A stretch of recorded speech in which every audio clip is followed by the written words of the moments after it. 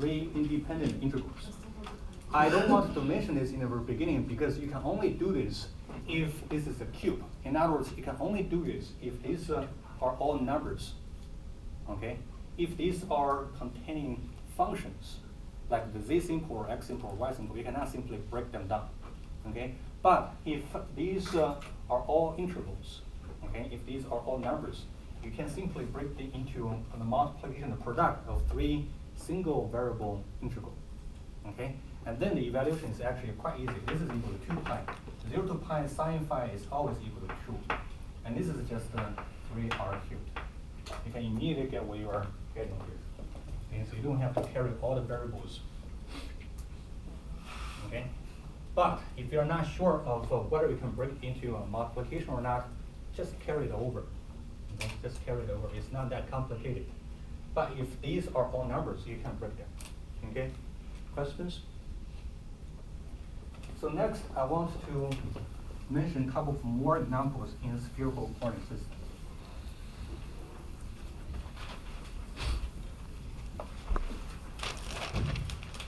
So I want to compute e to minus x squared plus y squared plus z squared to 3 divided 2, then dv. Okay, where d here is a ball with radius 5, center at the origin. Center at the origin. So there's one small issue I didn't mention when I compute the volume of a ball. When I compute the volume of the ball, I didn't really say where the ball is, right? But we know the volume of the ball is independent of where it is. So that's why when I compute the volume of the ball, implicitly I am putting the ball at the center 0, 0, 0. All right? So I'm actually putting the ball at the center origin. Here I don't have to worry about that. Okay? Because the function involves the x, y, and z. So that's why I have to ask, this is the ball center at the origin. Okay? And when I'm trying to evaluate this triple integral, I'm going for spherical coordinates. All right? Because I see the function contains x squared plus y squared plus z squared. If you have a function x squared plus y squared, which coordinate system is more friendly? The polar or cylindrical, all right? And here I see x squared plus y squared plus z squared, so using spherical coordinate system, I immediately simplify this function a great deal, all right? So even if you look at this function, you're trying to find the antiderivative for x, it's not easy, all right? Even I'm trying to find the antiderivative where x is the only variable, y and z are both constant, it's still pretty hard to find. But if I put it into a spherical coordinate system, this is just e to minus rho squared then to 2/3. I'm sorry, 3/2. All right? Yes? This is the function. And then I need one more factor, actually 2 factors coming. So it's going to be rho squared sine phi, d rho, d phi, d theta. And because this is a whole ball, then I'm going to use all the ranges for theta and phi, all right? Just make it negative rho cubed, since the Yeah. theta cancel out. Exactly, so we're going to simplify this a little bit. But I want to look at the intervening region here. So theta is going to go from 0 to 2 pi. So remember, theta is the rotation around the z-axis. So you can rotate for 360 degrees. So theta is going from 0 to 2 pi. Phi is rotating from negative direction of z-axis to positive direction of z-axis. So it's going to go from 0 to pi. And the radius is going to go from 0 to 5. Again, I see the intervening intervals, they are all numbers. So I will be able to separate this into a product of 3 intervals. I say this again. This is very dangerous for you if you don't worry about this intervening region. This has to be 6 different numbers. Then you can separate into 3 single variable intervals. Otherwise, you cannot do that. Okay? In this case, they are all numbers. So I'll be able to say 0 to 2 pi the intermediate function with respect to theta is just 1. Right? There's no theta contained in this intermediate function, so it's just d theta. So from 0 to 2 pi, so the intermediate function containing phi is just sine phi, right? It's sine phi.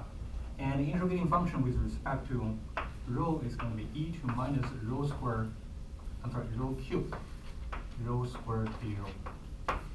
Okay? So these two are extremely easy. We've already done that. So it's going to be equal to 2 pi multiplied by 2. And this function, e to minus rho squared, rho cubed, then multiply by rho squared, you can still find the antiderivative here. All right? So it's going to be e to minus rho cubed, because I have exponential. So it has to contain at least itself, right? And then if I take the derivative, I get e to minus rho squared, and then I have to bring down minus 3 rho squared, all right? So I don't have minus 3, so I have to divide by minus 3 here, okay? So the antiderivative is minus rho to minus rho cubed divided by 3. Again, if you're not 100% sure about your antiderivative, what do? Take the derivative. Take the derivative. And then sometimes, even if you think you're 100% sure, just to make sure, you still check it by taking the derivative. Again, taking derivative is very straightforward. You don't have to spend that much time, but it will make your work much more accurate. So here I'm evaluating from rho equals 0 to rho equals 5. Okay? So in the end, I get 4 pi divided by 3, 1 minus e to minus 125. So this is the integral here. Okay, so I taught you a long time ago about a simple way to check whether your final answer is at least in principle correct by positivity. If I'm integrating a positive function, in the end, I'm supposed to get a positive number, all right? You'll still remember that simple principle here. It is pretty useful for you to spot some easy errors here. So here I'm integrating a function. This function is indeed positive. Exponentials are always positive. In the end, this is also a positive number. This is much less than 1. Right? This is much less than 1. This is 1 over e to some big power. So this is definitely a positive number. So at least in principle, this is correct. If you're integrating a positive number, in the end, you're getting a negative number, it is definitely not correct. Right? So you have to go back and check whether there's something wrong. So then we're going to up our game. So these two domains are the easiest domain of the spherical coordinate system. It's just a ball. When it is a ball, theta and phi are both going for the full range, right? So you don't have to worry about too much. Next, I want to compute the volume of the region, the solid region.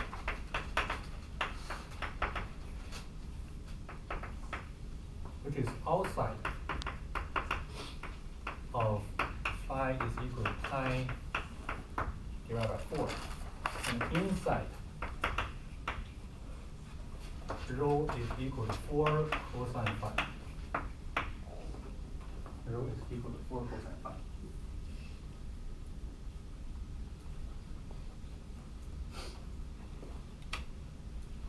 So still, the very first step is to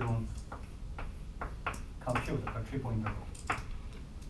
Okay, so I need to compute a triple integral with constant function 1. And this d as the integrating region is whatever region given by these two conditions. All right? And I want to use spherical coordinates with the simple reason that all this information are given in spherical coordinates. All right? So at least I know I need to find the ranges for theta, phi, and rho, and I need to integrate in the function rho squared sine phi, d rho d phi d theta. So at least I know where to begin. Okay. So in the very beginning of this semester, I mentioned about identifying the problem. Okay. So usually in Calc 3, you're given this kind of problems. Then you need to identify whether it is taking derivatives or taking integrals. If it is taking integrals, integrals contains the domain as well as the intervening function. And so there are two components for integrals. You have to know where you're taking the integral and what function you're taking the integral. Right? So for the volume, the function is always constant. The domain is wherever the region is given in the problem. Okay? So this is the key step. I need to identify this region in terms of finding all the ranges for theta, phi, and the rho. We have to sketch the region. All right? It doesn't seem to be any other way of getting this information here. Again, you don't have to be super precise, but at least you have to know where it is. Right? At least you have to know where it is. We already discussed what this is. If I fix the angle phi, I'm getting a, remember what is the phi? Phi is the angle between the ray and the positive direction of the axis. If this angle is fixed, then the only thing you can do is rotate. So you're getting a half cone, am I right? So I know this is a half cone. So if you really think about it, our human brain was programmed in the very beginning in X, Y, Z coordinate system. That's why we feel a little strange about a spherical coordinate system. But these two coordinate systems, it's not definite which one is the best one, all right? So if your brain is programmed in the very beginning in a spherical coordinate system, you might see these equations as the nice equations to define surfaces. X, Y, Z's are the strange ones, okay? So these ones are not really that challenging. It's just you were first taught by X, Y rectangular system, but these ones are still nice enough. So in X, Y, Z system, if you think about what will define a cone, the equation is actually not as easy as this one. All right? Mm-hmm. What is the cone? The cone is much harder to define in X, Y system. So that's why even though this seems strange, but in fact, in this case, it's a better system. Okay? It's a better system. This equation is more strange. If I ask you what is this surface, if I ask you what is this surface, from the spherical coordinate system, it's pretty hard to imagine, right? And we are first programmed to know what the X, Y, Z equations are defining. So the best way to understand this is to change this equation into X, Y, Z. Okay? But as I said, if we're first programmed to learn spherical coordinate system, you should feel this one as comfortable. Okay? But because we didn't, so that's why I'm doing some extra work. So rho and cosine phi, I need to change it into X, Y, Z. I know rho is equal to square root of X squared plus Y squared plus Z squared. What is cosine phi? Z. Cosine phi is related to Z, all right? So if this is the ray, so this is the point, this is rho, this is phi. If you make a projection back onto the Z-axis, this is the Z value right here, all right? So the trigonometry says in this right triangle, rho is the hypotenuse. So cosine phi is equal to Z divided by rho. All right? So if I rewrite this equation actually is rho is equal to 4Z divided by rho. All right? And then I can simplify both sides. I multiply both sides by rho. I get rho squared is equal to 4Z. And I know X squared plus Y squared plus Z squared is equal to 4Z. This is much more friendly. X squared plus Y squared plus Z squared is equal to 4Z. So this is defining at least I know it's a quadratic surface, right? So there are squares, so this is not going to be a plane. So it defines a quadratic surface. And in fact, we can complete the square by putting these two terms together, all right? Yeah. So Z squared and 4Z, so X squared plus Y squared plus Z squared minus 4Z is equal to 0. I can plot both sides by 4 to complete the square. So in the end, I'm getting X squared plus Y squared plus Z minus 2 squared is equal to 2 squared. So in the end, this simple equation actually defines a sphere centered at 0, 0, 2 with radius 2.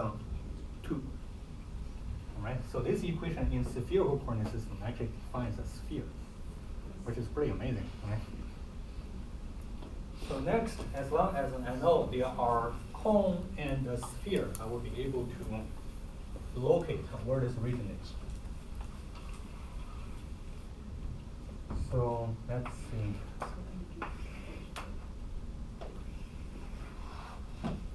So I have a sphere with radius 2 center at 0, 0, 2. So it's going to be staying just above the xy plane. And then I have a cone pointing upwards.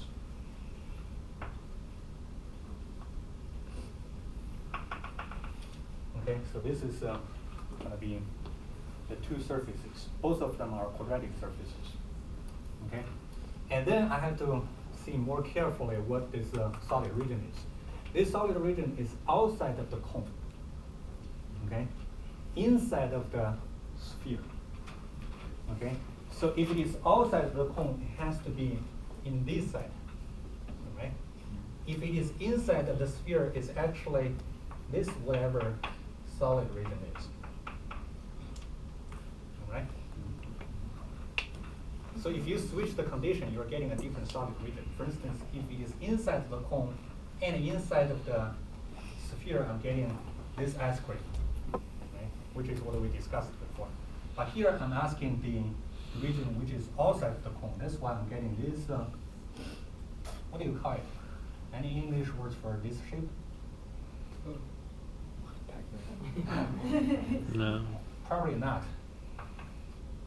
But anyway, this is the solid region you can imagine in three-dimensional space. Are you convinced? Okay? So this is the region. So next, I need to find the ranges for theta, for phi, and for rho. Okay? For theta, for phi, and for rho. For theta is still the easiest one. Theta is talking about rotation around the axis. So when I'm looking at the range of the theta, I'm looking at the points, whether I can rotate along z-axis for a whole 360 degree or not. Right? So this is still the case. You have to rotate for a whole circle to get all the points within the solid region. All right? Yes? So theta is still going from 0 to 2 pi. But for phi, I have to be a little careful here. Phi is talking about the angle you form for the points within the solid region with the positive direction of the z-axis. Right? Which means if the point is coming from this solid region, then the angle formed between this tree and the positive direction of the z-axis cannot be as large as pi half, which is back onto the xy plane, but cannot be as small as the